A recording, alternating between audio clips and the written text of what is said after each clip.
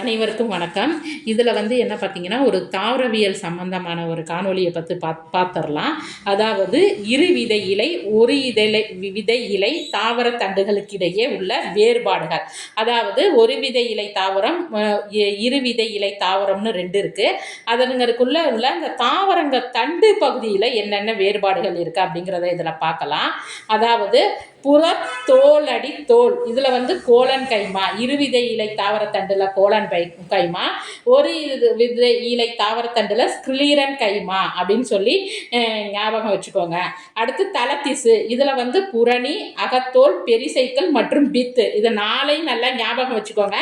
இது எதில் கூட கேட்கலாம். நமக்கு இந்த புரணி, அகத்தோல், பெரிசைக்கிள், பித் என்ற இது எதில் காணப்படுகிறது, தலத்திசு காணப்படுபவை அப்படின்னு கொடுத்துட்டு எதில் இருவிதை இலை, ஒரு விதை இலை, விதை இலைன்னு கேட்கும்போது நம்ம இதை கொடுத்தும் இருவிதை இலை பற்றி கேட்கலாம், இருவிதை இலையை கொடுத்தும் இதை பற்றி கேட்கலாம். அப்போ புரணி, அகத்தோல், பெரிசைக்கிள் மற்றும் வித்துங்கிற தலத்திசு எதில் இருக்குதுன்னு பார்த்தீங்கன்னா இருவிதை இலை தாவரத்தண்டில் இருக்குது. ஒரு விதை இலை தாவரத்தண்டில் இந்த மாதிரியான வேறுபாடு இல்லை. அடுத்து வாஸ்குலர் கற்றை, குறைவான எண்ணிக்கை மற்றும் சம அளவுடையவை, வளைய வடிவில் உள்ளது, திறந்தவை, கேம்பியம் உள்ளது. இதை ஞாபகம் வச்சுக்கோங்க. கற்றை உரை இல்லை, இது அப்படியே இதுக்கு எதிர்ப்பதமாக வரும். எதுக்குன்னு பார்த்தீங்கன்னா ஒரு வித இலை தாவரத்தண்டுக்கு அதிகமான எண்ணிக்கை, ஓரங்களில் சிறியதாகவும் மையத்தில் பெரியதாகவும் உள்ளது, சிதறி காணப்படுகிறது, மூடியவை, கேம்பியம் இல்லை, கற்றை உரை உண்டு.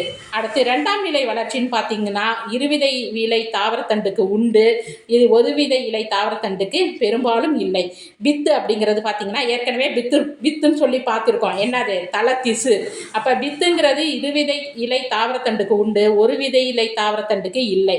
மெடுல்லரி கதிர்கள் இருவிதை இலை தாவரத்தண்டுக்கு உண்டு, ஒரு விதை இலை தாவரத்தண்டுக்கு இல்லை. நன்றி, வணக்கம்.